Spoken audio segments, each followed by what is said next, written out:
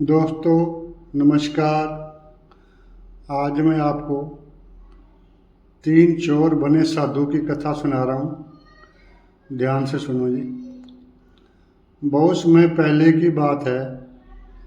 गंगा किनारे बसे एक छोटे से गांव में 3 कुख्यात चोर रहते थे। उनका नाम था भीमा, रघु और मोती। ये तीनों चोरी में इतने माहिर थे कि गांव के लोग रात को चैन से सो नहीं पाते थे। मंदिरों, व्यापारियों और यात्रियों किसी को भी नहीं छोड़ते थे। एक दिन रात में ये तीनों चोरी करके लौट रहे थे। अचानक तेज बारिश और आंधी आने लगी। पास ही घना जंगल था जहाँ बिजली चमक रही थी और डरावनी आवाज़ें गूंज रही थी। उन्हें दूर एक झोपड़ी में दीपक की लौ जलती दिखाई दी। झोपड़ी में एक वृद्ध साधु बैठे मंत्र जाप कर रहे थे।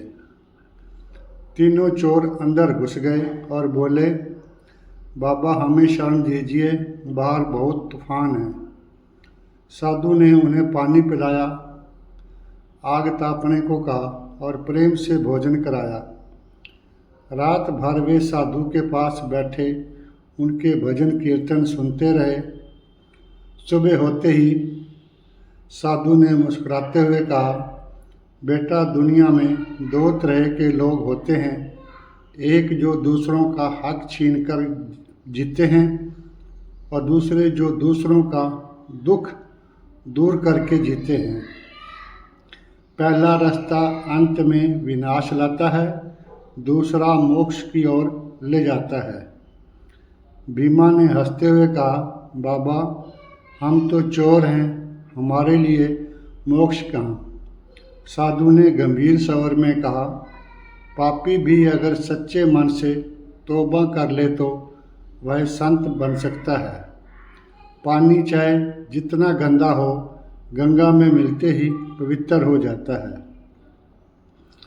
इन शब्दों ने तीनों के दिल को छू लिया। वर्षों से वे डर, लालच और हिंसा में जी रहे थे। उन्होंने वही साधु के चरण पकड़ लिए और कहा, बाबा हमें बदल दीजिए।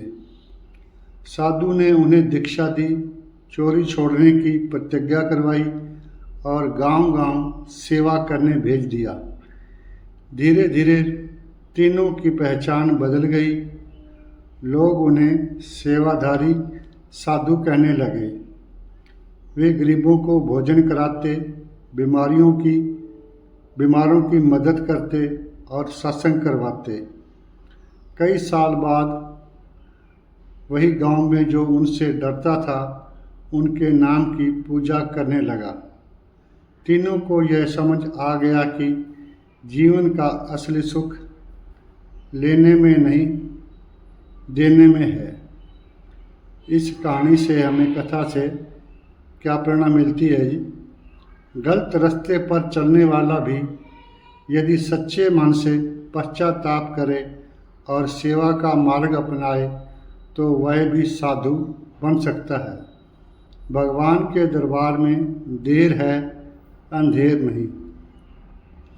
जय श्री श्याम, जय श्री श्याम, जय श्री कृष्णा।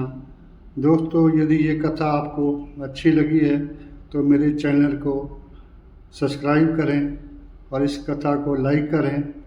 कथा सुनने के लिए आप सभी का बहुत बहुत धन्यवाद।